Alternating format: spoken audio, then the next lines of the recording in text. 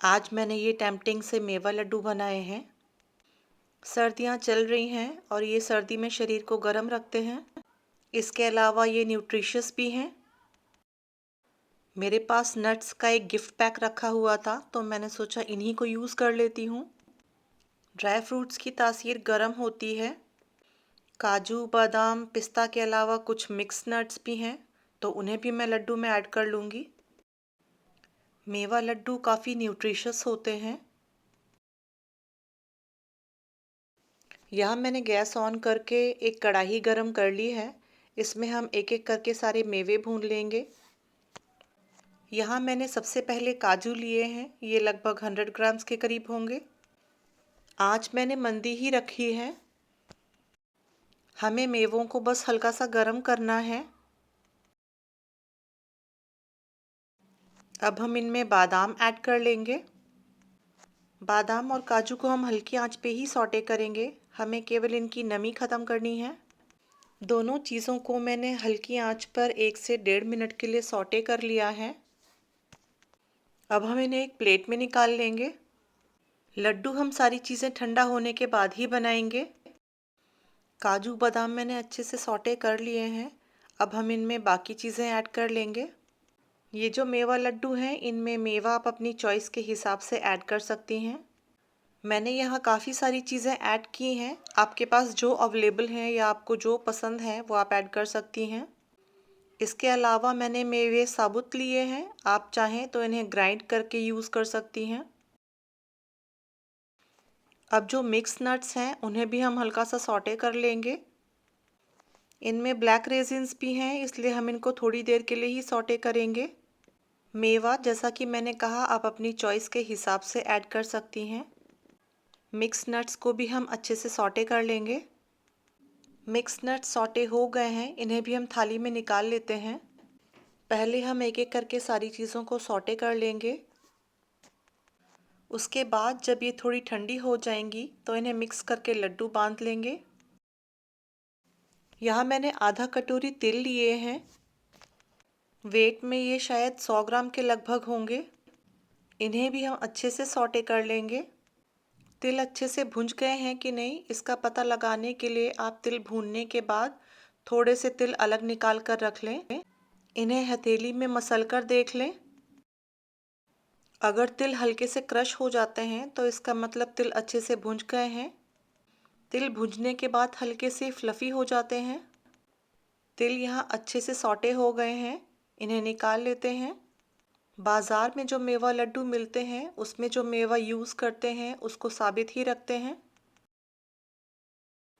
वैसे आप इन्हें ग्राइंड करके भी बना सकते हैं। यहाँ मैंने तिल थाली में निकाल लिए हैं। अब हम इसमें थोड़ा डेसिकेटेड कोकोनट ऐड करेंगे। डेसिकेटेड कोकोनट यानी गोले का बुरादा भी हम हल्का सा भून लेंगे। यहाँ मैंने कढ़ाई को पहले से गरम कर लिया था। गरम करने के बाद उसे ठंडा कर दिया। अब इसमें हम डेसिकेटेड कोकोनट को सौटे कर लेंगे। जब कोकोनट अच्छे से सौटे हो जाए तो इसे भी हम बाकी मेवा के साथ ऐड कर लेंगे। यहाँ जो भी मेवा मैंने ऐड की है सबको 1 से 1.5 मिनट के लिए बस हल्का सौटे किया है। गोले का बुरादा मैंने अच्छे से भून लिया है। अब हम इसमें 2 से 3 चीज़ें और ऐड करेंगे। ये पावर पैक लड्डू अच्छी मात्रा में बनकर तैयार हो जाते हैं और काफ़ी फ़ायदेमंद भी होते हैं। आप इन्हें 1 से 1.5 महीने के लिए स्टोर कर सकती हैं। डेसिकेटेड कोकोनट भी हम सारी मेवा के साथ ऐड कर लेंगे। इनमें मैंने किशमिश भी ऐड की हैं, उन्हें हमें भूनने की ज़रूरत नहीं है। अब हम इनमें थोड़े से मखाने और गोंद ऐड करेंगे। मखाने की अपनी अलग ही न्यूट्रिशनल वैल्यू है। गोंद को हम घी में तल लेंगे जिससे वो फूल जाएं। यहाँ मैंने कढ़ाई में थोड़ा घी गरम कर लिया है। इसमें हम गोंद को भून लेंगे। गोंद तलने के बाद अच्छे से फूल जाती है। आप चाहें तो गोंद तलने के बाद बेलन से या इसको किसी भारी चीज़ से दरदरा पीस लें। मैं यहाँ गोंद मखाने के साथ ही मिक्सी में मैश कर ले रही हूँ। ऐसा करने से जो गोंद है वो मिक्सी में चिपकेगी नहीं। आप जब भी गोंद किसी भी चीज़ में ऐड करें उसे मैशर की सहायता से मैश कर लें। या फिर उसे मिक्सी में आटे या बाकी चीज़ों के साथ मैश कर लें।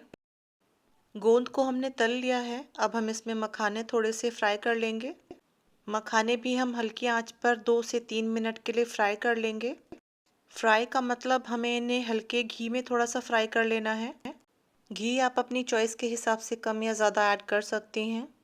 सारी चीज़ों को सौटे करने के लिए जो मैंने कढ़ाई ली है, इसका तला काफ़ी भारी है। इससे जो भी चीज़ें मैंने भूनी हैं वो तले में लगेंगी नहीं। मखाने फ्राई करते समय ध्यान रखें ये नीचे से लगे नहीं, ये काफ़ी जल्दी भुन जाते हैं। मखाने और गोंद हमें मैश करने हैं, इसलिए हम इन्हें एक साथ निकाल लेंगे।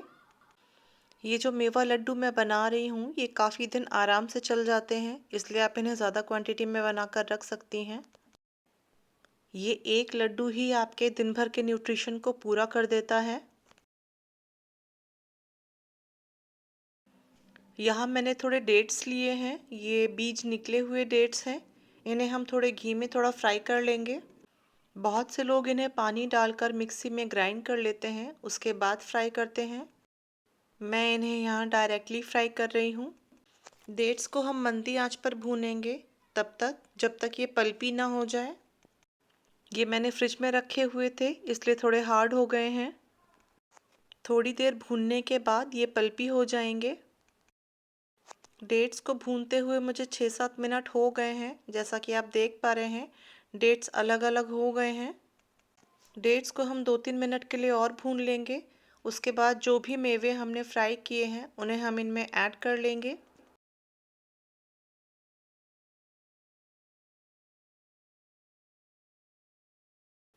डेट्स अच्छे से भुन गए हैं। अब हम गैस ऑफ कर देंगे और जितने भी मेवे हमने फ्राई करके या ग्राइंड करके रखे हैं उन्हें हम इनमें ऐड कर लेंगे। पहले तो जो बादाम, काजू, गोले का बुरादा वगैरह हम लोगों ने तैयार करके रखा है उसे हम इसमें ऐड करेंगे। उसके बाद जो हमने मखाने और गोंद तल के रखे हैं उन्हें हम मिक्सी में ग्राइंड कर लेंगे और इनमें ऐड कर लेंगे। ये कढ़ाई आपको देखने में छोटी लग रही होगी, ये लगभग 6 से 7 किलो के लगभग की कढ़ाई है। जो भी सामग्री मैंने ली है वो लगभग 2 केजी के करीब है। अब हम इन लड्डुओं को बांध लेंगे। जो भी मेवा यहाँ हमने कढ़ाई में ऐड किए हैं उसे हम डेट्स के साथ एक बार अच्छे से मिक्स कर लेंगे। यहाँ मैंने मखाने और गोंद एक साथ ग्राइंड कर लिए हैं, इन्हें भी हम सारी चीज़ों में अच्छे से मिक्स कर लेंगे। जैसा कि आप देख पा रहे होंगे गोंद मैंने मखाने के साथ ग्राइंड की है और ये बिल्कुल भी स्टिकी नहीं है। मखाने और गोंद भी हम सारी चीज़ों में मिक्स कर लेंगे और उलट पलट के एक बार एक साथ कर लेंगे। मैंने यहाँ मेवा ऐड की हैं, आप चाहें तो यहाँ पर थोड़ा आटा भी भूनकर ऐड कर सकते हैं। अब बस सारी चीज़ों को हम एक बार चलाते हुए अच्छे से मिक्स कर लेंगे। उसके बाद इनके लड्डू बांध लेंगे। ये जो भी मेवे हमने यहाँ लिए हैं आप जानते हैं कि इन सब के अपने अपने फ़ायदे हैं। सर्दियों में ये पावर पैक्ड लड्डू काफ़ी फ़ायदा करते हैं। आप इन्हें अपने बच्चों के लिए बनाकर रख सकती हैं। अब बस इनके हम लड्डू बांध लेंगे। ये लड्डू काफ़ी जल्दी बनकर तैयार हो जाते हैं। ये जो टोटल क्वांटिटी बनकर तैयार हुई है ये लगभग 1.5 से 2 किलो है। आजकल बच्चे घर से दूर पढ़ाई या नौकरी करते हैं तो आप अपने बच्चों के लिए इन्हें बनाकर रख सकती हैं। ये एक लड्डू दिन में काफ़ी न्यूट्रिशन देता है। आजकल की भागदौड़ की ज़िंदगी में बच्चे अपना ध्यान अपने आप नहीं रख सकते, तो आप उन्हें ये लड्डू बनाकर दे दें। ये एक लड्डू उनकी दिन भर की काफ़ी कमी दूर कर देगा। मैं अपने बच्चों के लिए मेवा लड्डू या मगध के लड्डू, मगध का मतलब आटे को भूनकर उसमें ये सारी चीज़ें ऐड करके उनके लड्डू बांध लेते हैं। यहाँ मैंने थोड़ी थोड़ी क्वांटिटी लेकर हाथों के बीच में उन्हें गोल करके एक लड्डू तैयार कर लिया है। बस ऐसे ही हम सारे लड्डू तैयार कर लेंगे। जब भी मैं कोई मिठाई बनाती हूँ तो सबसे पहले भोग लगाती हूँ, तो यहाँ पर भी मैंने मेवा लड्डू का भोग लगाया है। मेवा लड्डू देखने में काफ़ी टेम्पटिंग लग रहे हैं। मेवा लड्डू देखने से पता चल रहे हैं कि मेवा लड्डू हैं। बाज़ार में तो ये काफ़ी कॉस्टली मिलते हैं, लेकिन घर पर आप इन्हें थोड़ा कम कॉस्ट में तैयार कर सकती हैं। ये जो लड्डू बनकर तैयार हुए हैं, इनमें कोई अलग से मैंने शक्कर या देसी खांड ऐड नहीं की है। ये खाने में बहुत लाइट मीठे हैं। जो मिठाई अवॉइड करते हैं वो इन्हें आराम से कंज्यूम कर सकते हैं। इनमें मैंने कोई आर्टिफिशियल शुगर नहीं ऐड की है। हाँ, डेट्स की क्वांटिटी आप चाहें तो थोड़ी ज़्यादा रख सकते हैं। मीठा आप अपने हिसाब से कम या ज़्यादा रख सकते हैं। मेवा लड्डू काफ़ी अच्छे बनकर तैयार हुए हैं। मेरे बच्चों को भी बहुत पसंद आए और जिन्हें भी मैंने खिलाया उन्हें भी बहुत पसंद आए। ऐसे ही मेवा डाल के मैंने मगध के लड्डू तैयार किए हैं, जैसा कि मैं आपको बता रही थी। अगर आपको रेसिपी अच्छी लगी तो लाइक और सब्सक्राइब करें। Thanks for watching this video.